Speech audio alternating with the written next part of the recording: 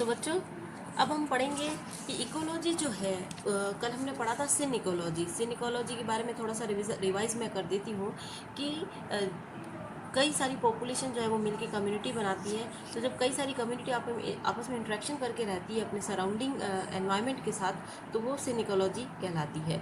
तो सिन इकोलॉजी की एक ब्रांच है इकोसिस्टम इकोलॉजी। अब आपको यहाँ समझना है कि इकोसिस्टम और इकोलॉजी में अंतर है। इकोसिस्टम का अर्थ है ऑर्गेनिज्म कैसे अपने एनवायरनमेंट के एबायोटिक फैक्टर और बायोटिक फैक्टर के साथ इंटरेक्शन करता है और उसके साथ एक सिस्टम बनाता है, उसे तो हम इकोसिस्टम कहते हैं। और उसकी जब हम स्टडी करते हैं तो वही इकोलॉजी कहलाती है। तो इकोसिस्टम इकोलॉजी के बारे में ये पढ़ते हैं। आगे है अप्लाइड ब्रांच ऑफ इकोलॉजी, यानी कि जो इकोलॉजी हमने पढ़ी है वो बहुत ही वास्ट है और उसकी कई सारी ब्रांचेज हैं। अप्लाइड ब्रांचेज ऑफ इकोलॉजी के अंतर्गत हम सबसे पहले पढ़ेंगे फ्रेश वाटर इकोलॉजी। एक बात मैं आपको और बताऊं कि फ्रेश वाटर और मैराइन वाटर में क्या अंतर है। फ्रेश वाटर का मतलब होता है अलवणीय, जिसमें कोई सॉल्ट नहीं हो। अलवणीय जल को हम फ्रेश वाटर इकोलॉजी कहते हैं, जैसे कि नदियाँ, तालाब, झील, पोखर, इसके अंतर्गत पाए जाने वाले जीवों का उनके परिवेश के साथ जो संबंध है उसका हम अध्ययन करते हैं, उसे हम फ्रेश वाटर इकोलॉजी कहते हैं। नेक्स्ट है मैराइन इकोलॉजी। मैराइन इकोलॉजी का मतलब है कि समुद्री जो जीव है, यानी कि लवणीय पानी में रहने वाले जो जीव है, उनका हम जब उनके इकोसिस्टम के साथ जो उनका इफेक्ट है उसकी स्टडी करते हैं तो मैराइन इकोलॉजी कहलाती है। नेक्स्ट है एस्चुराइन इकोलॉजी। पहले तो हम यहाँ एस्चुराइन का अर्थ समझ लेते हैं। एस्चुराइन को हम हिंदी में बच्चों वेलांचली कहते हैं। वेलांचली का मतलब होता है कि समुद्र के आसपास जो छोटे छोटे खड्डे होते हैं, जो छिछले होते हैं, जो कम गहरे होते हैं, जहाँ खारा पानी पाया जाता है, उसके अंदर जो पाए जाने वाले जीव हैं, लिविंग ऑर्गेनिज्म है, उनका उनके परिवेश या एनवायरनमेंट के साथ किस तरह का संबंध है उसका अध्ययन करना, उसको हम एस्चुराइन इकोलॉजी कहते हैं।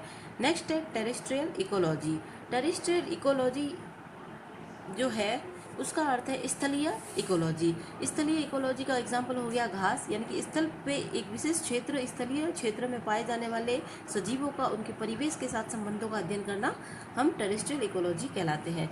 नेक्स्ट है फाइटोजियोग्राफी। जहाँ पे भी बच्चों फाइटो नाम आता है उसे हम प्लांट से रिलेट करते हैं, यानी कि प्लांट की जियोग्राफी, यानी प्लांट का किस तरह का भौगोलिक वितरण है, विशेष भौगोलिक क्षेत्र में पाए जाने वाले पौधों का वितरण किस तरह से है उसका अध्ययन करना फाइटोजियोग्राफी कहलाती है। नेक्स्ट है जूव जियोग्राफी, यानी कि जंतुओं का भौगोलिक वितरण या किसी विशेष क्षेत्र में पाए जाने वाले जंतुओं का उसके भौगोलिक वितरण किस तरह से उनका अध्ययन करना, उनके परिवेश के साथ उनका संबंधों का अध्ययन करना, ये सारा हम जूव जियोग्राफी के अंतर्गत पढ़ते हैं। उसके बाद आता है जीन इकोलॉजी। जीन इकोलॉजी का पहले तो हम नाम समझ लेते हैं। जीन जो है हम सेल बायोलॉजी के अंतर्गत बहुत ज़्यादा पढ़ते हैं। तो जीन का किसी भी सजीव में इस प्रकार के जीन पाए जाते हैं। तो अगर परिवेश जो है, एनवायरनमेंट जो है, इकोसिस्टम का जीन, सजीवों के जीन में किस तरह का इफेक्ट होता है और उस तरह से जीन में किस तरह से परिवर्तन आता है। आप सब जानते हैं कि जीनों में अगर अचानक ही कोई परिवर्तन आए तो उसे हम म्यूटेशन कहते हैं। तो जीन इकोलॉजी के अंतर्गत हम सजीवों में पाए जाने वाले जीनों के अंतर्गत विशेष प्रभाव जो है उसका अध्ययन करते हैं। नेक्स्ट है रेडिएशन इकोलॉजी। प्रकृति में पाए जाने वाले जो रेडियो एक्टिव सब्सटेंस है उनका इकोसिस्टम के साथ किस तरह का इफेक्ट है, सजीवों पे उनका क्या प्रभाव पड़ रहा है, वो हम रेडिएशन इकोलॉजी के अंतर्गत पढ़ते हैं। फिजियोलॉजिकल इकोलॉजी के अंतर्गत हम पढ़ते हैं कि किसी भी सजीव, जितने भी लिविंग ऑर्गेनिज्म है, उनके अंतर्गत जो कार्य की क्रियाएं हैं वो किस तरह से परिवेश से संबंधित है या परिवेश से प्रभावित होती है, वो फिजियोलॉजिकल इकोलॉजी में पढ़ते हैं। उसके बाद आता है प्रोडक्शन इकोलॉजी। आप सब जानते हैं कि सभी इकोसिस्टम के अंदर प्रोडक्टिविटी होती है, primary productivity, secondary productivity and then net productivity, यानी कि प्राथमिक उत्पादन, द्वितीयक उत्पादन, वो सब कुछ। तो उन उत्पादन का इकोसिस्टम के साथ जो रिलेशन है, जो संबंध है, उसका अध्ययन करना प्रोडक्शन इकोलॉजी कहलाता है। आगे आता है अप्लाइड इकोलॉजी। अप्लाइड का अर्थ यहाँ पे है कि मानव समाज के उपयोग के लिए हम किस तरह से इकोलॉजी का अध्ययन करते हैं।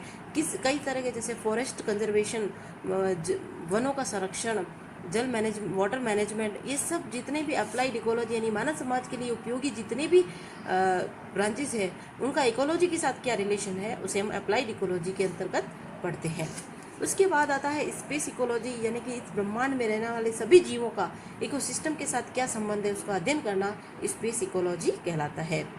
इसके बाद आता है पैलियो इकोलॉजी। पैलियो इकोलॉजी का मतलब है, पैलियो का पहले आप मतलब समझिए, जहाँ पे भी पैलियो वर्ड आता है उसका अर्थ होता है जीवाश्म। अब यहाँ पे जीवाश्म का मतलब सुनते ही किस हमारे दिमाग में आता है कि जीवाश्म क्या होता है। तो जो मृत जीवों के अवशेष या चिन्ह बच जाते हैं उसे हम जीवाश्म कहते हैं, और ये सेडिमेंट्री जो रॉक्स होती है उसमें मिलते हैं। तो पैलियो इकोलॉजी का अर्थ है कि जितने भी जीवाश्म हैं उनके उनके परिवेश या उनके इकोसिस्टम के साथ किस तरह का संबंध है, उन एनवायरनमेंट के साथ उनका क्या इफेक्ट है, उन सब की स्टडी करना पैलियो इकोलॉजी के अंतर्गत आता है। उसके बाद हम देखते हैं कि स्कोप ऑफ इकोलॉजी क्या है, इकोलॉजी का आगे स्कोप किस तरह से है। तो हम सब जानते हैं कि बिना इकोसिस्टम के यानी कि बिना एनवायरनमेंट के, बिना ऑर्गेनिज्म का कोई अर्थ नहीं है, और ऑर्गेनिज्म के बिना इकोलॉजी का कोई अर्थ नहीं है। दोनों एक दूसरे से बहुत ज़्यादा रिलेट है। लिविंग ऑर्गेनिज्म की सभी क्रियाएं उसके एनवायरनमेंट से संबंधित है। हम सभी स्वपोषी पादपों पर निर्भर है और स्वपोषी पाद प्रकाश की ऊर्जा पर निर्भर है। इस पर्यावरण से संबंध है। तो हम जो ऑक्सीजन लेते हैं, हम जो कार्बन डाइऑक्साइड छोड़ते हैं, वो सारा इकोसिस्टम से रिलेटेड है। यानी कि हम बिना इकोलॉजी के या बिना इकोसिस्टम के कुछ भी सस्टेन नहीं करते हैं। तो हमें इसके अंतर्गत सबसे पहले सस्टेनेबल डेवलपमेंट को समझना होगा। सस्टेनेबल डेवलपमेंट को हम सतत विकास या धरणीय विकास कहते हैं। अब सतत विकास क्या होता है, पहले हम इसको जान लेते हैं। सस्टेनेबल डेवलपमेंट का मतलब है कि एक ऐसा विकास या ऐसा प्राकृतिक मतलब ऐसा विकास हो, या इसको हम इस तरह से समझें कि जो प्रकृति ने हमें संसाधन दिए हैं, प्राकृतिक जो संसाधन है उसका हम इस तरह से उपयोग करें कि वो हमारे तो काम आवे ही और हमारी आने वाली भावी पीढ़ियों के भी उपयोग में आए। यानी कि हम उनका विवेकपूर्ण उपयोग करें। जब हम उसका विवेकपूर्ण उपयोग करेंगे तो वो हमारे उपयोग के साथ साथ आने वाली भावी पीढ़ियों के भी उपयोग आएगी। इसी विकास को, इसी तरह का जो विकास है, इसी तरह का जो डेवलपमेंट है, वो सस्टेनेबल डेवलपमेंट कहलाता है। जो इकोलॉजी है उसके अंतर्गत कई सारी ब्रांचेज हैं। हमने जैसे ऊपर पढ़ी, इतनी सारी ब्रांचेज है, उन सब का इकोलॉजी के साथ आपस में को रिलेशन है। इसलिए हम इकोलॉजी को कई बार कहते हैं इंटरडिसिप्लिनरी सिंथेटिक साइंस। ये एक अंतरशाखीय संश्लिष्ट वैज्ञानिक अध्ययन है। तो बच्चों, यहाँ पे ही हमारा चैप्टर बॉटनी थर्ड का paper third plant ecology and utilization of plant का चैप्टर फर्स्ट खत्म होता है। आशा है कि आप सबको समझ में आया होगा। उसके बाद हमारा जो नेक्स्ट चैप्टर है सेकेंड, वो है प्लांट एंड एनवायरनमेंट, यानी कि पादपों और पर्यावरण का अध्ययन। इसके अंतर्गत हम सबसे पहले जो पढ़ेंगे एटमॉस्फेयर एंड वाटर। सबसे पहले हम समझ लेते हैं कि पर्यावरण क्या है। पहले जो भी हमारा लेसन का जो नाम होता है हमें उसका अर्थ समझ में आना जरूरी है। प्लांट तो आप सबको पता ही है। नेक्स्ट है एनवायरनमेंट। एनवायरनमेंट जो पर्यावरण हिंदी में कहलाता है। अब इसका अगर हम संधि विच्छेद भी करें तो परि प्लस आवरण, यानी कि हमारे चारों ओर का आवरण जिसमें हम घिरे हैं, हमारे चारों ओर का परिवेश, हमारा सराउंडिंग, ये सब मिलकर पर्यावरण कहलाते हैं। बायोलॉजी में हम पर्यावरण को बायोस्फीयर के नाम से जाने जाते हैं, जिसको हम हिंदी में कहते हैं जीव मंडल या जैव मंडल, जिसमें सभी जीव रहते हैं। जैव मंडल को हमने मेनली 3 भागों में बांटा है, hydrosphere, lithosphere and atmosphere. Atmosphere की बात करें तो एटमॉस्फेयर को हम हिंदी में कहते हैं वायुमंडल, यानी कि हमारे चारों ओर जहाँ पे हम सांस ले रहे हैं, जो वायु से भरा हुआ है, जिसके अंदर सबसे ज़्यादा nitrogen, oxygen, carbon dioxide, sulphur dioxide, nitrous oxide और कई सारी गैसेज, वाटर वेपर, ये सब है, वो एटमॉस्फेयर कहलाता है। लिथोस्फीयर का मतलब है जो स्थलीय भाग है। हाइड्रोस्फीयर का मतलब है जो जल मंडल है। ये सारे तीनों ही मंडल मिलकर बायोस्फीयर के नाम से जाने जाते हैं। अब पर्यावरण के अंतर्गत हम पढ़ेंगे 2 तरह के, जैसे हम इकोसिस्टम में बात कर रहे थे कि पारिस्थितिकी तंत्र क्या है। पारिस्थितिकी तंत्र का अर्थ है कि हम या फिर कोई भी लिविंग ऑर्गेनिज्म, इस पर्यावरण के अंतर्गत 2 तरह के घटक होते हैं, जैविक घटक और अजैविक घटक। लिविंग और biotic factor and abiotic factor. Biotic factor के अंतर्गत कौन आएगा? सारे पादप यानी कि पौधे, जंतु, सूक्ष्म जीव, सारे सजीव। और अबायोटिक फैक्टर के अंतर्गत आएगा यानी कि जल, तापमान, प्रकाश, स्थल के अंतर्गत पाई जाने वाली मिट्टी, ये सब अजैविक घटक है।